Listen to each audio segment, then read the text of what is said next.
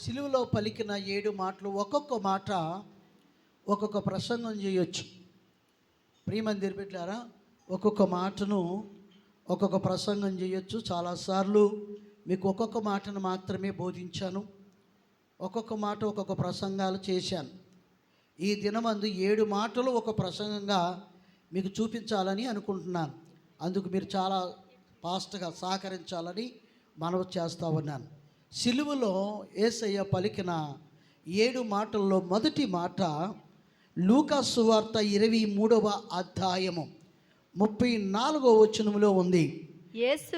యేసు తండ్రి వీరేమి చేయుచున్నారు వీరెరుగరు గనుక, తండ్రి వీరేము చేయుచున్నారో వీరు వెరుగురు గనుక వీరిని క్షమించమని చెప్పాను. దేవునికి స్తోత్రము కలుగును గాక. ప్రియమందిర బిడ్డలారా, యేసుక్రీస్తు ప్రభువుని 39 కొరడాలతో కొట్టించి ఆయనను అపవాసించి ఒక సిలువను ఆయన భుజం మీద పెట్టి పిడిగుద్దులు గుద్ది వెనక నుండి తన్నిన వాడు ఎవడో ప్రవచించమని ఏళన చేసి గేళ్ళు చేసి ఎన్నో చిత్రహింసలుగా ఆయనని చిత్రహింసలు చేసి చివరికి గొలుగుతా కొండకి తీసుకుని వచ్చి ఆయన మోసుకొచ్చిన ఆ సిలువ మీదే 2 చేతులలో 2 మేకులను దిగగొట్టి కాళ్ళకు మేకును దిగగొట్టి ఇతను చనిపోయాడా లేదా అని చూచుటకు పక్కలో బళ్ళెము పోటీ పొడిచినటువంటి వారిని యేసయ్య మొట్టమొదటి మాటగా పలికిన మాట, తండ్రి వీరేమి చేయుచున్నారో వీరిని క్షమించుము. ప్రియమైన దేవుని బిడ్డలారా, ఈ సమయంలో మీరు ఆలోచన చేయాలి. ఇన్ని హింసలు పెట్టినటువంటి వారిని దేవుడు క్షమించినట్లుగా మనం చూస్తూ ఉన్నాం. ఈ సిలువ వృత్తాంతములో మొట్టమొదటి మాటగా మనం చూస్తూ ఉన్నాం.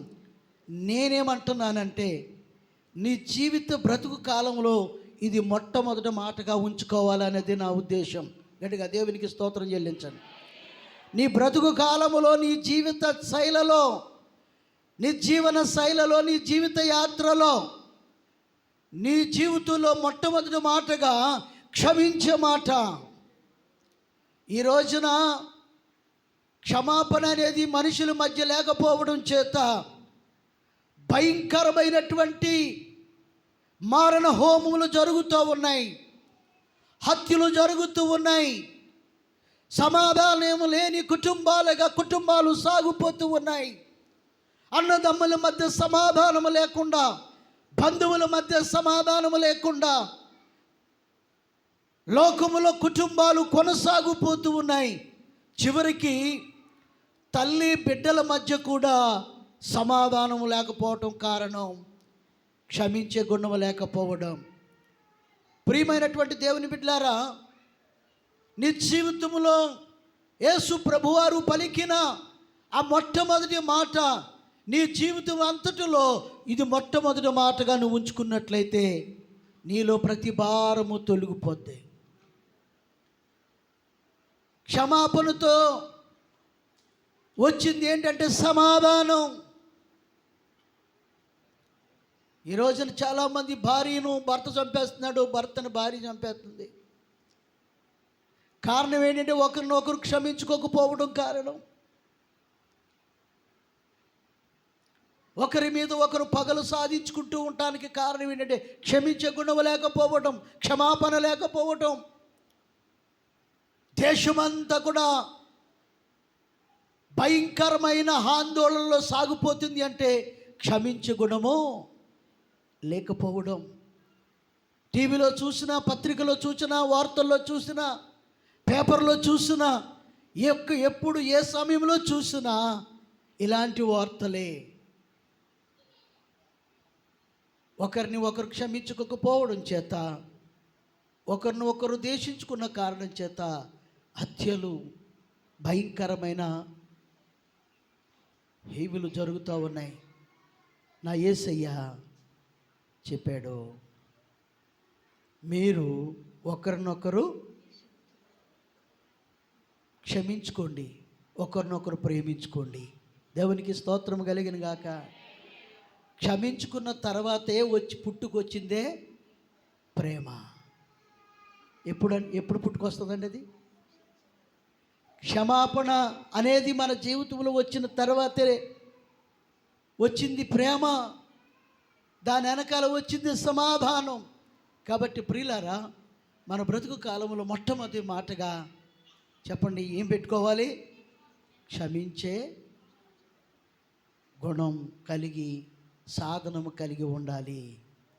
ప్రియమైన నా యేసయ్య అన్ని భయంకరమైన హింసలు పెట్టే వారిని, తండ్రి వీరేమి చేయుచున్నారో వీరిని క్షమించుము.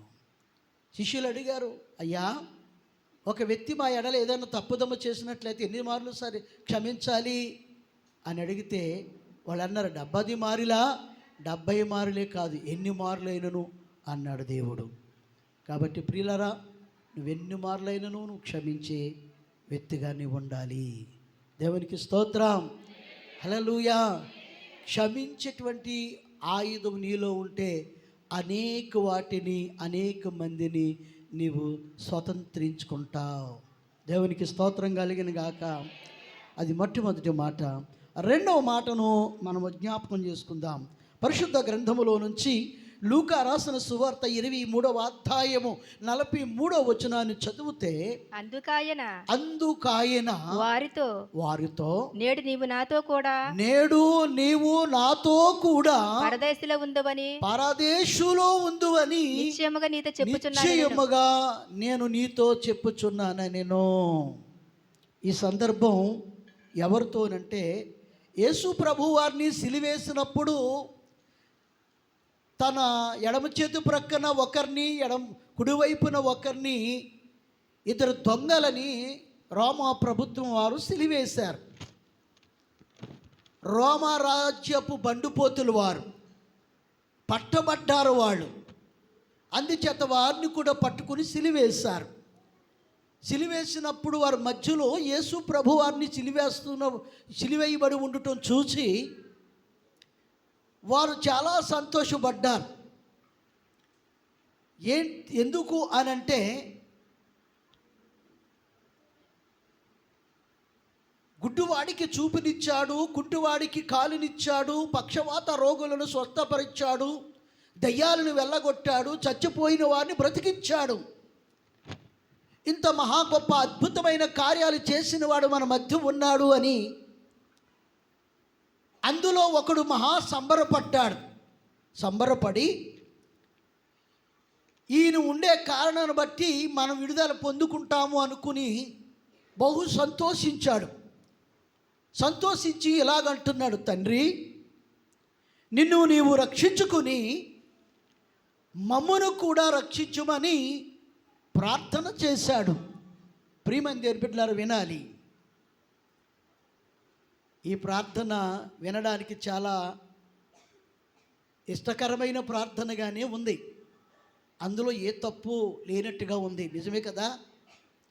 దేవా, నువ్వు దేవుడు కదా, ఎంతోమందిని బ్రతికించావు, ఎంతోమందికి కాళ్ళు లేని వారికి కాళ్ళునిచ్చావు, చూపు లేని వారికి చూపునిచ్చావు, నీటిని రసముగా ద్రాక్షరసముగా మార్చి ఎన్నో మహత్కార్యములు, అద్భుతాలు, గొప్ప కార్యాలు చేశావు నీవు.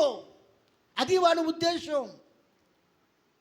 అలాంటి వ్యక్తి మా మధ్య ఉండడం ఇది మాకు అదృష్టంగా భావిస్తున్నాం. నిన్ను నువ్వు రక్షించుకుని మమ్మును కూడా రక్షించు నాయనా అని ప్రార్థన చేశాడు. అవతల వాడు మరో పక్కనున్నవాడు ఎదుర్కొన్నాడు. ఒరేయ్ ఆగరా, ఈ శిక్ష మనకి న్యాయమే. ఎందుచేతనంటే మనము చేసిన తప్పుదమునకు ఈ శిక్ష అనుభవించటం న్యాయమే. కానీ ఏ తప్పుదము చేయలేనటువంటి, ఏ నేరము చేయలేనటువంటి ఈ యేసు ప్రభు ఉన్నాడే, ఆయనకి శిక్ష అన్యాయము అన్యాయము అని ఏడ్చాడు.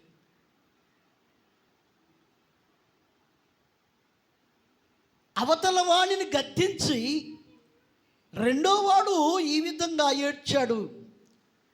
ఏ నేరము చేయలేనటువంటి ఆయనకు ఈ శిక్ష అన్యాయం. అన్యాయం. ఆయన ఏ నేరమైనా చేశాడా? చేయలేదు. ఏ తప్పుదమైనా చేశాడా? చేయలేదు. తీర్పు తీర్చినటువంటి పిలాతీ అంటున్నాడు, ఇతని యందు నాకు ఏ దోషము నేరము నాకు కనబడట్లేదు అని చెప్పాడు. అలాంటి ఆయన్ని పట్టుకుని ఆయన అంటాడు, ఈ శిక్ష ఈయనకి అన్యాయము అన్యాయం అని ఏడ్చాడు. పశ్చాత్తాపన పడ్డాడు. తను చేసిన తప్పుదమునకు ఒప్పుకుంటున్నాడు, ఒప్పుకోలు చేసుకున్నాడు. ఈ శిక్ష నాకు సరిపడినదే. ఎందుచేతనంటే నేను తప్పుదము చేశాను. నేను చేసిన తప్పుదమునకు ఈ శిక్ష నాకు న్యాయమే అన్నాడు. కానీ ఈయన ఏ తప్పుదము చేయలేదే, ఈ ప్రభువు ఏ దోషము చేయలేదే, ఈ శిక్ష అన్యాయము అన్యాయమని ఏడ్చాడు. ప్రియమైనటువంటి దేవుని బిడ్డలారా, అలా ఏడ్చి చివరిలో అన్నాడు, తండ్రి నీవు నీ రాజ్యంలో వచ్చినప్పుడు నన్ను జ్ఞాపకము చేసుకో ప్రభువా అని అడిగాడు. ప్రియమైన దేవుని బిడ్డలారా, ఇక్కడ కూడా ఆయన అడిగిన ప్రార్థనలో కూడా విధేయత కనబడుతుంది. అయ్యా నీ రాజ్యములో నీ ఉండినప్పుడు నన్ను కూడా నీ రాజ్యంలో ఉంచుకొని ఆయన ఆజ్ఞాపించలేదు. నన్ను కూడా నీ రాజ్యానికి తీసుకెళ్ళి ప్రభువా అని ఆజ్ఞాపించుకోలేదు. ఏమంటున్నాడో తెలుసా? అయ్యా నీ రాజ్యములో నన్ను కూడా కొంచెం జ్ఞాపకం చేసుకో అయ్యా నీ తండ్రికి వదిలేశాడు. ప్రభునందు ప్రియమైన దేవుని బిడ్డలారా, అప్పుడు పలికిన మాటే మనం చదివిన మాట. ఏమని? నేడు ఇప్పుడు నేను కొద్ది క్షణాల్లో ప్రాణం విడిచిపెట్టబోతున్నాను. ఎన్ని క్షణాల్లో? ప్రభువుకు తెలుస్తుంది. కొద్ది క్షణాల్లో నేను ప్రాణం విడిచిపెట్టకపోతున్నాను. నేడు నీవు నాతో కూడా పరదేశంలో ఉంటావు అన్నాడు. దేవునికి స్తోత్రం చెప్పండి. హల్లెలూయా. పరదేశంలో ఉంటావు అని చెప్పాడు. ప్రియమైన దేవుని బిడ్డలారా, సంవత్సరాలు పడి మందిరానికి వెళ్ళలేదు. సంవత్సరాలు పడి దేవునితో సావాసం చేయలేదు. సిలువలో ఉంటుండగానే పరలోకాన్ని సంపాదించుకున్నాడు.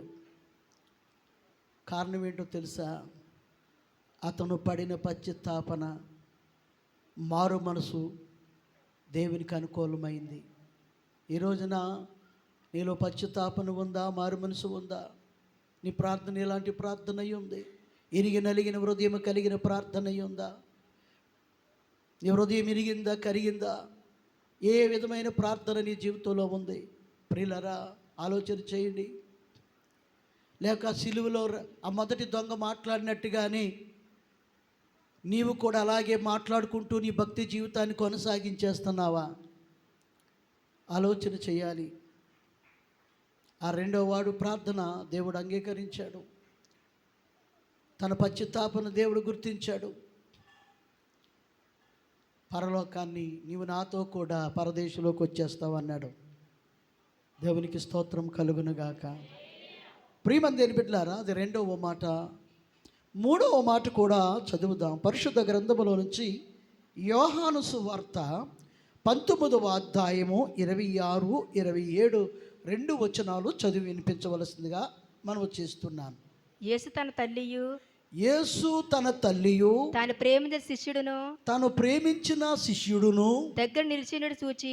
దగ్గర నిలిచి ఉండుట చూచి అమ్మా ఇదిగో నీ కుమారుడు ఇదిగో నీ కుమారుడు అని తన తల్లితో చెప్పాను.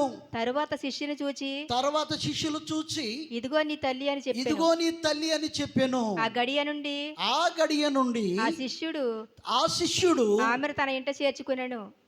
తన తల్లిగా మరియమ్మని చేర్చుకున్నాడంట. దేవునికి స్తోత్రము కలుగును గాక. హల్లెలూయా.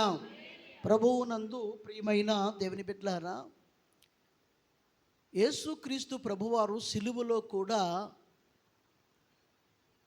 రక్త సంబంధ బంధానికి ఇలువిచ్చినట్టుగా మనం చూస్తూ ఉన్నాం. తన బాధ్యతను నెరవేర్చినట్టుగా మనం చూస్తూ ఉన్నాం. ఏంటి ఆ బాధ్యత? కొడుకుగా తన తల్లిని తండ్రిని సన్మానించాలి, చూడాలి. అయితే ఈయన ముందుగా చనిపోతున్నాడు కాబట్టి తన తల్లి యొక్క బాధ్యత ఏమై ఉంటుందో అని గుర్తించి యోహాను గారికి అప్పగించినట్టుగా మనం చూస్తూ ఉన్నాం. కొడుకుగా తన యొక్క బాధ్యత. ప్రియమైనటువంటి దేవుని బిడ్డలారా, జాగ్రత్తగా గమనించాలి. ఈ రోజున సమాజంలో మనం చూస్తూ ఉన్నాము, ఎవరు బాధ్యతలు వారు నెరవేర్చుకున్నట్లయితే కుటుంబాలు చాలా బాగుంటాయి. భర్త బాధ్యత భర్త నిర్వర్తిస్తే ఆ కుటుంబం చాలా బాగుంటుంది. భార్య బాధ్యత భార్య నిర్వర్తిస్తే ఆ కుటుంబం చాలా బాగుంటుంది. బిడ్డల బాధ్యత బిడ్డలు నిర్వర్తిస్తే ఆ కుటుంబం చాలా బాగుంటుంది. ఈ రోజున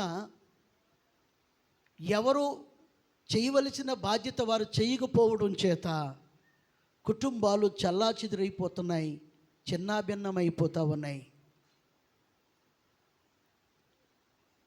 భర్త ఉండగానే భార్యలు పిల్లలు అనాథులైగా జీవిస్తున్నారు.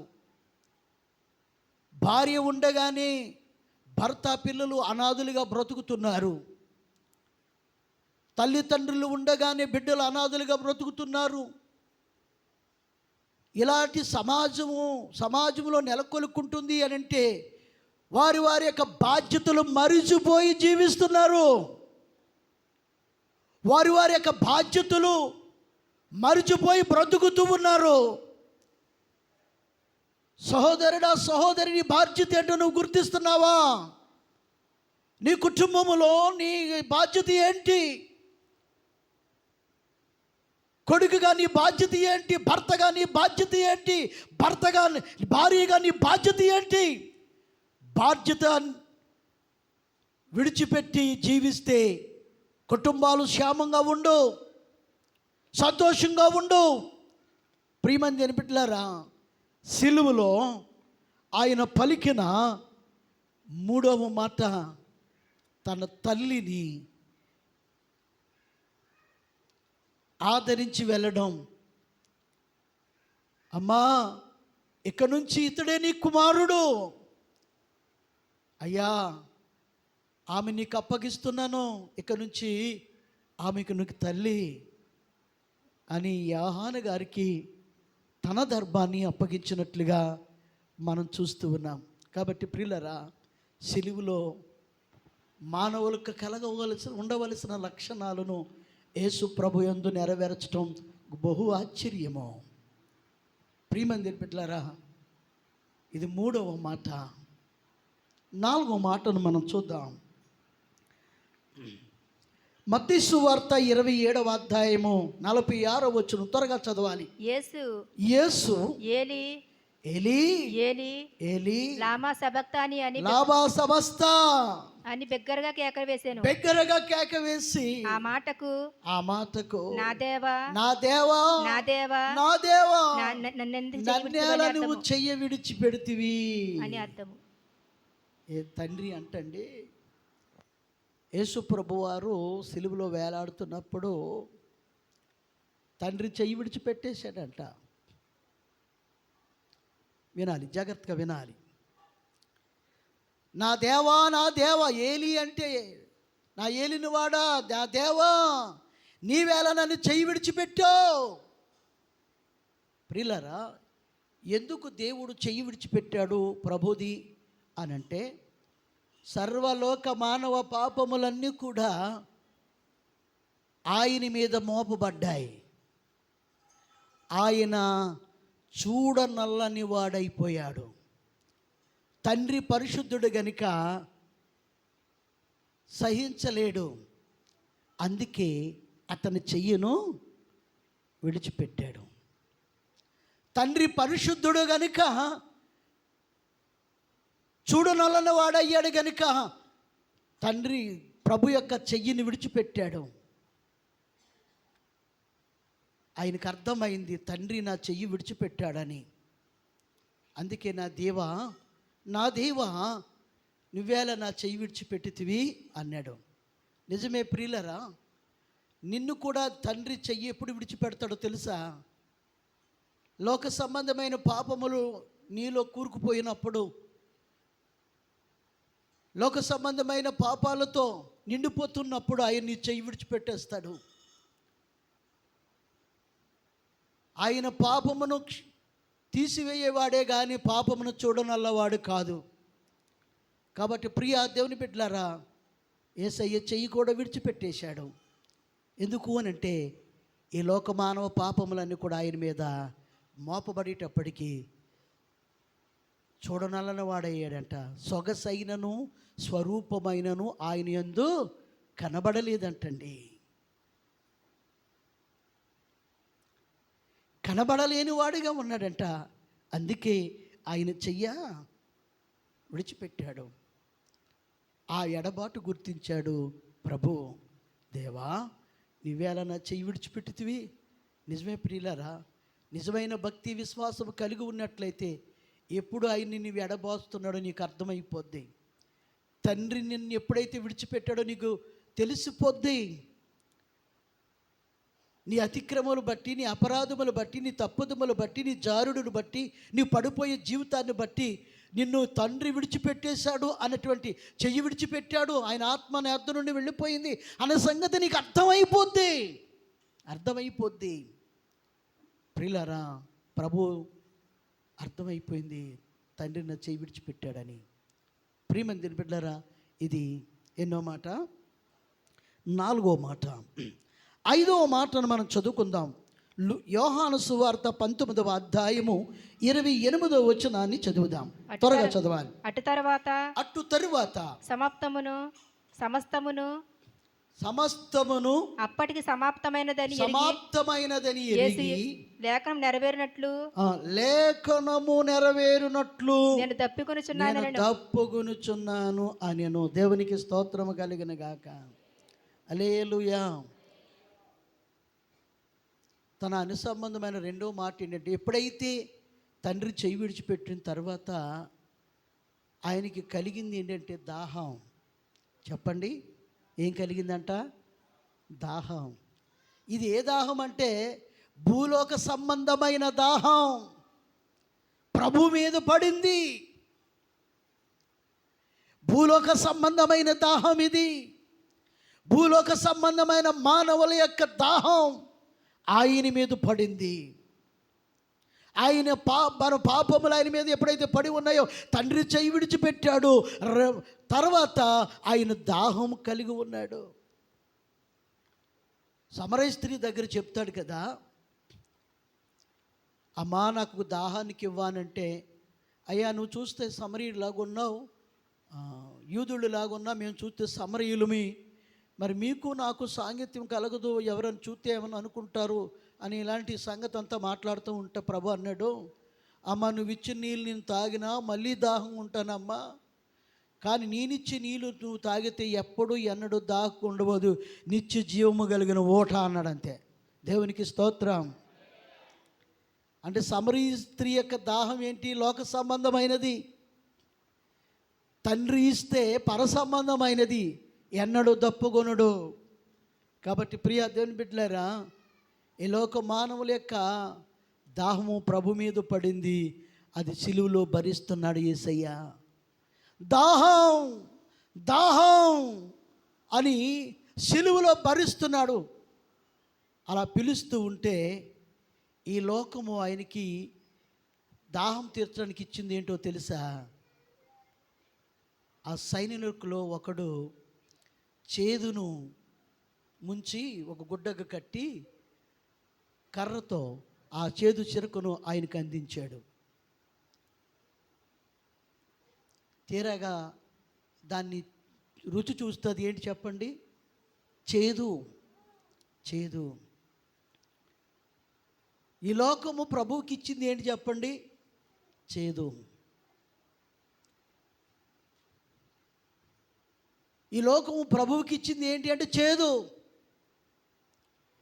చేదును మధురముగా మార్చటానికి ఆయన ఈ లోకానికి వచ్చాడు. దేవునికి స్తోత్రం కలిగిన గాక. హల్లెలూయా, హల్లెలూయా. చేదును మధురముగా మార్చడానికి నయామి అంటుంది కదా, బెత్లెహేములో ఉన్నప్పుడు నేను మధురమే, నయామునే, కానీ మోయాబు దేశానికి వెళ్ళి నేను మారాగా మారిపోయాను అందా లేదా? బెత్లెహేములో ఉన్నప్పుడు నేను మధురముగా ఉండే వ్యక్తినే, మధురాన్నే. మోయాబు దేశానికి వెళ్ళిన తర్వాత నేను మారాగా మారిపోయాను, చేదైపోయాను నేను అన్నది. ప్రియమందిని బిడ్డలారా, బెత్లెహేము అంటే రొట్టె నీళ్ళు. ఆ రొట్టె ఎవరంటే ప్రభు అయిన యేసుక్రీస్తు. ప్రభు అయిన యేసుక్రీస్తు మధురం, మధురం, మధురం. ఈ దినాన మధురమైన జీవితాన్ని అనుభవించటానికి ఎంతమంది ఇష్టపడుతూ ఉన్నారు? మధురమైన జీవితంలో వారు జీవించటానికి ఎంతమంది సిద్ధపడుతూ ఉన్నారు? ప్రియమంది బిడ్డలారా, మధురాన్ని విడిచిపెట్టి మారాగా మారిపోతాకి ఇష్టపడుతున్నావా? చేదైన వేరు నీలో మొలిచి కలవరపరిచి నిన్ను చేదుగా చేసేస్తుందా? ఇదేనా నువ్వు ఆలోచించాలి. అలాగ మారిపోయినప్పుడల్లా మళ్ళీ నువ్వు ప్రభు నోటికి చేదు చెరకగా మారుతున్నావు.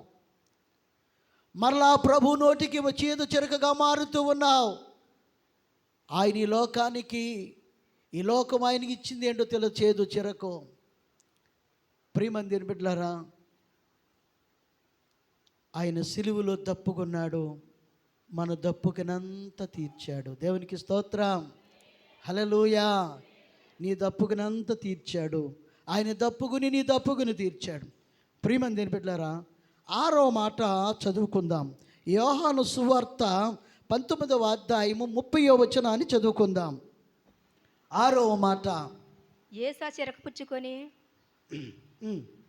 సమాప్తమైనది చెప్పి, సమస్తమైనది నేను సంపూర్ణముగా నెరవేర్చాను అన్నాడు. దేవునికి స్తోత్రము కలిగిన గాక. హల్లెలూయా.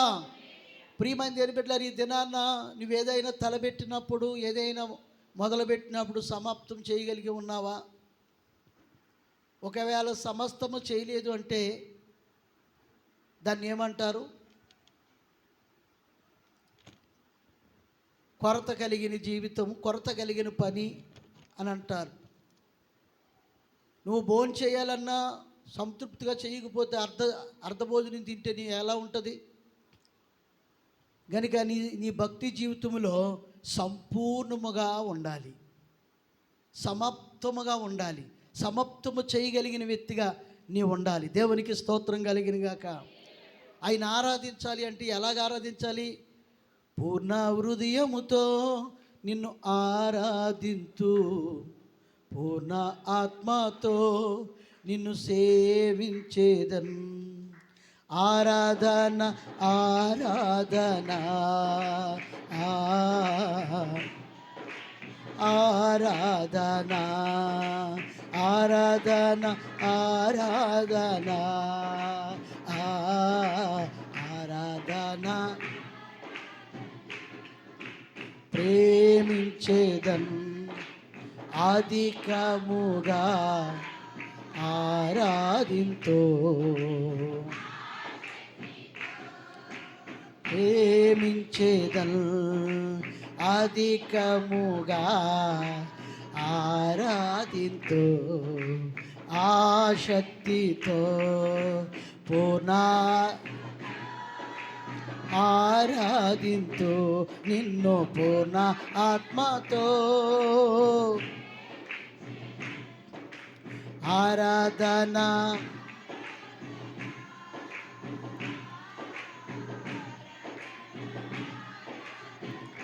దేవునికి స్తోత్రము కలిగిన గాక. సంపూర్ణమైన భక్తి, సంపూర్ణమైనటువంటి ఆత్మ, సంపూర్ణమైన విశ్వాసము దేవునికి ఇవ్వగలుగుతున్నావా? ప్రభు అంటాడు సిలువలో, అయ్యా ఈ లోకానికి నేను చేయవలసినటువంటి యజ్ఞం అంతటినీ కూడా సమస్తము సంపూర్ణమైపోయింది, సమాప్తమైనది అని చెప్తున్నాడు. ప్రియమంది బిడ్డలారా, ఆయన చేయవలసిందంతా చేసి ముగించాను అని చెప్తున్నాడు. 6వ మాట 7వ మాట ఏమన్నాడో తెలుసా? జాగ్రత్తగా గమనించాలి. 7వ మాట చదవండి. లూకాసు వార్త 23వ అధ్యాయము 46వ వచనాన్ని చదువుదాం. అప్పుడు యేసు గొప్ప శబ్దముతో కేక వేసి తండ్రి నీ చేతికి నా ఆత్మను అప్పగించుచున్నాను. ఆయన విడిచిపెట్టేశాడు కదా. ఇదిగో నేను అంతటిని జయించి నీ చేతికి నా ఆత్మను అప్పగిస్తున్నాను అని చెప్పాడు. ప్రభునందు ప్రియమైనటువంటి దేవుని బిడ్డలారా, జాగ్రత్తగా మీరు గమనించాలి. దేవుడు తన ఆత్మను దేవునికి అప్పగించాడు. నీ జీవితకాలం ముగిసిన తర్వాత నీ ఆత్మను దేవునికి అప్పగించేలాగా నీ విశ్వాసం, నీ భక్తి ఉండాలి. అందులో ముడతైనను, మచ్చైనను, కలంకమైనను ఏది ఉండకూడదు. ఎఫెసీయులకు రాసిన పత్రికలో చెప్పిన రీతిగా అది చాలా పవిత్రమైనదిగా ఉండాలి. నీ ఆత్మ ముడతైన, మచ్చైన ఏది ఉండకుండా పవిత్రంగా దేవునికి అప్పగించేటికి అలా ఉండాలి. అలా లేకుండా ఉండినప్పుడే నువ్వు దేవునికి అప్పగిస్తే ఆయన స్వీకరిస్తాడు దాన్ని.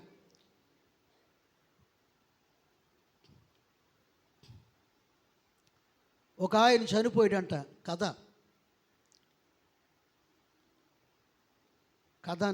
ఇది. చనిపోతే దేవుని దగ్గర నిలబడ్డాడంట. సైతానుగాడు కూడా వచ్చి నిలబడ్డాడంట. దేవుడు అడిగాడంట, ఏ సాతానా నువ్వెందుకు వచ్చావు ఇక్కడికి అన్నాడంట. వీడు చనిపోయాడు, నువ్వే కావాలని వచ్చేసాడు, కాబట్టి నాకు కూడా ఇందులో భాగం ఉంది వీళ్ళని అన్నాడంట. ఏంటి భాగము అని అంటే, మీరు ఎన్ని బోధలు చేసినా, మీరు ఎంత చెప్పినా నా సిగరెట్ తాగడం మానలేదడు, అది నాది, నాకు సంబంధమైంది, అందుకే నాకు కూడా ఏముంది వీళ్ళలో భాగం ఉంది, ఓటా ఉంది అన్నాడంట. ప్రియమంది దేని బిడ్డలారా, మీకు కథ బాగా అర్థమైంది అనుకుంటా. అర్థం కావాలి కూడాను. నీ తనువు చాలించినప్పటికీ, నీ జీవితం ముగించినప్పటికీ నువ్వు పరిపూర్ణతగా ముడత, మచ్చ, డాగు ఏ విధమైనది లేకుండా ఉండాలి. నీ ఆత్మను ప్రభుకి అప్పగించినప్పుడు ఆయన స్వీకరించినట్టుగా ఉండాలి. అపవాది ఫిర్యాదుగా నిలబడకూడదు. ఆ కథలో వాడు చెప్తున్నాడు, వీళ్ళు నాకు కూడా ఓటా ఉంది అన్నాడు. అటు చచ్చేదాకా నా సిగరెట్ నొదలలేదు అన్నాడంట. ప్రియమైన దేవుని బిడ్డలారా, దేవునికి నీ ఆత్మను అప్పగించేటప్పటికి నువ్వు పరిపూర్ణతగా ఉండాలి. పూర్ణ మనసుతో, పూర్ణ ఆత్మతో, పూర్ణ హృదయంతో కలిగి నీవు ఉండాలి. తండ్రి అంటాడు, దేవా వీటన్నిటిని జయించాను, నా ఆత్మను నీకు అప్పగించుచున్నాను అని చెప్పి ఆత్మను అప్పగించాడు. మరి నీవెవరికి అప్పగిస్తావు? సాతానికా, తండ్రికా? చెప్పండి అందరూ. ఎవరికి అప్పగిస్తావు? సైతానుగాడికా, తండ్రికా? ఇదిగో దేవా నా జీవితం, ఆపాదమస్తకం నీకంకితం. ఇదిగో దేవా నా జీవితం, ఆపాదమస్తకం మస్తకం నీకంకితం. చరణం నీ చరణం, చరణం నీ చరణం, చరణం నీ చరణం, చరణం నీ చరణం. ఇదిగో దేవా నా జీవితం, ఆపాదమస్తకం నీకంకితం. అప్పగించావా? అలాగ అప్పగించాలి. దేవా, పలుమార్లు చాలా పడిపోయాను, కిందడ్డాను మీదడ్డానని ఉంటాయి చరణాలు. ఇంకా దయతో ఇక ఏ విధమైన వాటికి నేను తావు ఇవ్వక ఇక నీకే అప్పగిస్తున్నానని ఏం చేశాడు? అలాగ అప్పగించటానికి మనం సిద్ధపడాలి. ప్రభునందు ప్రియులారా, యేసుక్రీస్తు ప్రభు వారి యొక్క సిలువలో ఆయన పలికిన 7 మాటల వృత్తాంతాన్ని కొంచెం క్లుప్తంగా మనం వివరించుకోగలిగాం. ఒక్కొక్కటి ఒక్కొక్క ప్రసంగం చేసే దినాలు మీరు చూశారు. కానీ ఈ దినాన్ని 7 మాటలు చెయ్యాలని ఎందుకో అనిపించింది. కానీ ఈ దినాన్ని ఒక్కొక్క మాటలో ఉన్న సారాంశాన్ని మనం అర్థం చేసుకుని ప్రభుకు దగ్గరగా ఉండి ఆయనతో సాగిపోదాం. ప్రార్థన చేసుకుందాం. తల్ల వంచండి. దయగల మా తండ్రి, కృపగలిగిన మా ప్రభు, అందరూ కూడా నిలువ మోకాళ్ళు వేసి తండ్రి అని ఏడుద్దాము.